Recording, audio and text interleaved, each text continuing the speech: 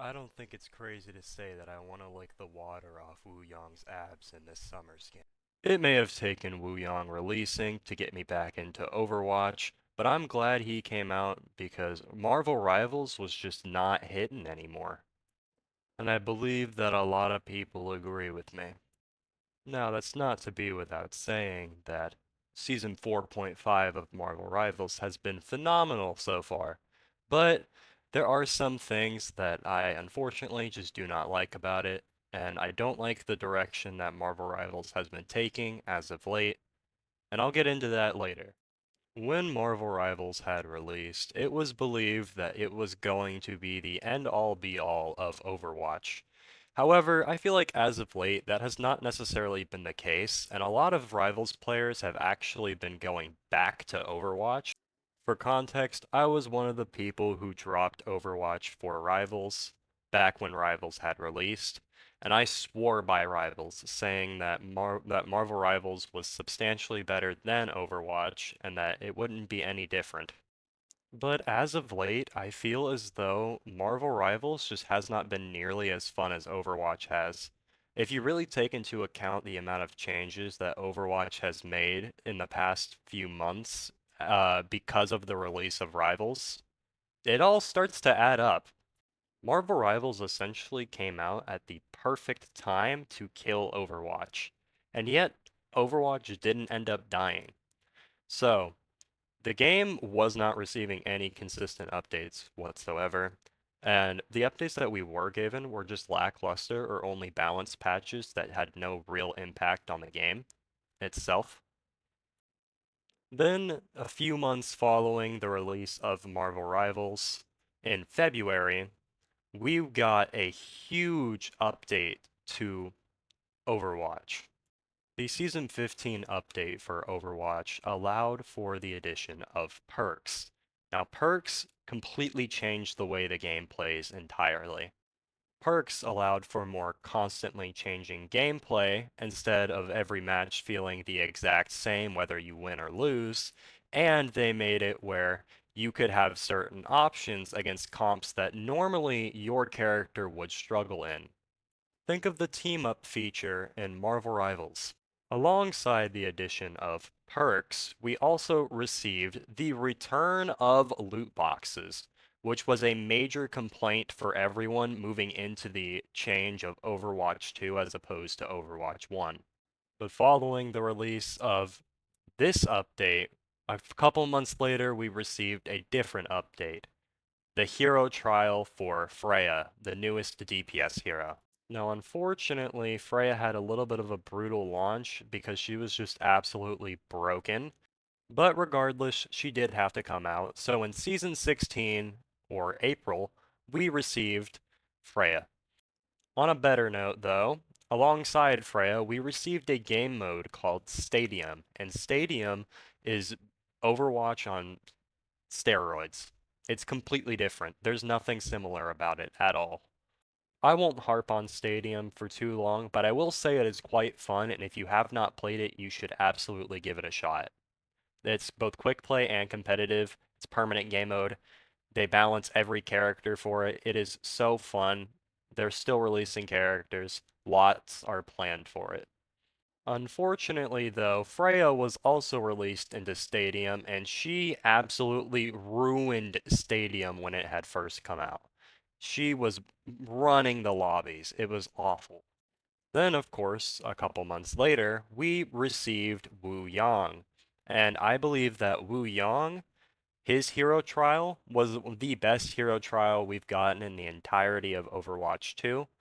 And I also believe that Wu Yang is the most towards the right direction step they could have taken for Overwatch 2 moving forward. Then Wu Yang was released shortly after, and let me just say, that is my man. I love that guy so much. Genuinely, he is such a step in the right direction for the game moving forward that it would just be stupid for anyone to disagree on that. But unfortunately, he does have something wrong with him. He is currently one of the best supports in the game. His damage and his mobility are both just way too much. altogether, but he is still quite good, and his healing is not super amazing. So I think he's actually pretty viable in a lot of instances. I would also like to say that Hero 45 is being released into Overwatch soon, and I believe her name is Lupa. We only have a few leaks for her so far, but she looks like she's going to be very, very fun. I want to move in a different direction now and talk a little bit more about Marvel Rivals. Now, Marvel Rivals has this issue currently where they've had back-to-back unfortunate hero releases with Blade and Angela, but they had Daredevil, and he was good. Everyone loved the Daredevil release, and the Human Torch was awful when he came out as well. Not to mention that the Ultron release was just awful as well. I would also like to say that Marvel Rivals has had some amazing releases as well. Susan Storm was great. The Thing was amazing. I love playing The Thing. And unfortunately, this brings me to Emma Frost, the current reigning champion of the tanks in the game. Not to mention the most obvious Gooner bait. Now, I'm not gonna pretend like I didn't play her all the time whenever she dropped. She's one of my few characters that I was just like, yeah, this is a character I want to strive to keep playing. But she was just so good. She was in every lobby because she kind of had to be. You wanted to win games, run at Emma Frost. Emma was just the best tank in the game at that time, and nothing even came close. You wanted to win, run her every single time. And they tried nerfing her. They did. And no amount of nerfs seemed like they would be enough, unfortunately. Everyone's biggest complaints with Marvel Rivals is in fact its matchmaking, which I actually agree. Marvel Rivals matchmaking is awful. Sure, you get low queue times with Marvel Rivals, at least comparing it to the 3 to 5 minutes that you get for queue times in low rank competitive Overwatch. I also just seem to find that Rivals really likes filling teammates who just aren't good or don't know how to go into proper team comps, especially in lower rank competitive. I mean, sure, it's less of an issue in higher ranks, but it is still an issue, very prominent. Like you'll literally queue and it'll just feel like you were destined to lose that match from the very beginning when you see what your teammates pick. Now, I'm not gonna say that I've only had good teammates in Overwatch because that would just be a lie. I normally duo queue when I'm playing Overwatch for ranked especially, and I'm a tank main, and I'm fairly confident in my abilities to be a tank main. And my duo is a support main. So we go into the game knowing what we're going to do, and normally it works just fine. We normally don't have any issues whatsoever, and the rest of our team is fine. But sometimes the rest of our team is not fine, and that's really the problem. But I feel like infinitely more consistently, that is a problem in Rivals. Regardless of if you're solo queuing, duo queuing, doing this, that, and the other, I went from bronze to celestial only playing magic. That was an awful experience, but I did it. The amount of games I would just go on a loss streak and get the highest stats on my team, absolutely insane. I believe the only solution for Rivals matchmaking is to add a role queue. However, adding a role queue kind of complicates things because of their team ups, and they want people to be as creative as possible with their team comps, but that's the thing. People just aren't doing that. They at the very least need to make it where they have a limit of 2 tanks. What y'all know about Go All Tanks and Rocket? But regardless, I think one of the main reasons that Rivals matchmaking is even as bad as it is because it's a 6v6 open queue only. This wouldn't normally be a bad thing, but I mean, if you really take into account the majority of heroes being DPS, Most people's favorite ones are also DPS. They just added Daredevil as a DPS, and everyone loves him. There are tank and support players, but they are kind of few and far between. And most people who are actually playing tank and support are just trying to fill for their team and are not normally that good at tank and support. They might be better at a DPS role, but they're not allowed to play DPS roles because everyone instantly locked all DPS. I would also like to touch on triple support comps because teams that actually do communicate are running triple support comp, and it is the best way to play the game, and it has been since season 0. You want wins? Run triple support comp or go all tanks and add a rocket. We also just need to discuss that the length of support ultimates are just absolutely ridiculous. Luna Snow had a 12-second ultimate for like the entirety of the game up until a a season ago. It was ridiculous. And Luna Snow's ultimate is basically Zenyatta's ultimate on crack. And I just feel bad with the Ultron situation because Ultron is a support.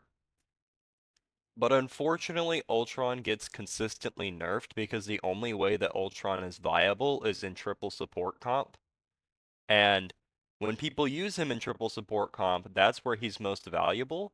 And because of that, the game just keeps nerfing his healing. He's a healer. Well, they also try attacking his damage and his ultimate, so they're just really trying to nerf the entire kit of Ultron when he's already not that good on his own, because he's only viable in triple support comps. I feel like Overwatch has a separate issue where their supports don't really heal quick enough. Sure, you can pop 2 supports on somebody and get someone to full health very quickly. Sure, yeah, that makes sense. But like a lot of the time, it seems like you're not meant to be able to out heal a lot of what the team is doing to you when you have supports on you. And I feel like because of this, most of the tanks in Overwatch actually get some sort of passive or some sort of move that they can use to regenerate either armor, health, or shield. And I believe that this is something that Rivals could implement if they make the decision to go to a role queue and nerf their supports. For example, Sigma has a move called Kinetic Grasp where he gains overhealth based on how much damage he absorbs. Ramatra gains instant armor every time that they activate either Nemesis form or Annihilation, which is their ultimate. And if for whatever reason you decide that it's not enough, you can get a perk for Ramatra that gives him healing when he stands in his Ravenous Vortex. Junker Queen has a passive where she heals by applying a status effect called Wound. And she has an ability called Shout that applies instant overhealth to herself and allies around her. I'm not saying that every tank needs something like this, but it is a good way to apply self-sustain to tanks if supports are struggling in the comp. Now, I will say that I do somewhat prefer NetEase as a company as a whole because Blizzard has not necessarily given us everything we've wanted and more in the past, but NetEase, they do listen and they do change things based on what community says to do. However, NetEase does have the problem with their leaning too heavily into their Gooner fan base. And all I have to say, NetEase, is I know what type of men you are. I'm on to you. But regardless, if you liked any of my content whatsoever, and anything I had to say in this video, or if you want to dispute me in my stream, that's perfectly fine too. I am live all the time on Twitch. I'm really trying to push that Twitch. I know this is my debut YouTube video. Appreciate y'all tuning in the first place. Hopefully this turns out well. I did spend a lot of time editing it and had a lot of unfortunate things happen.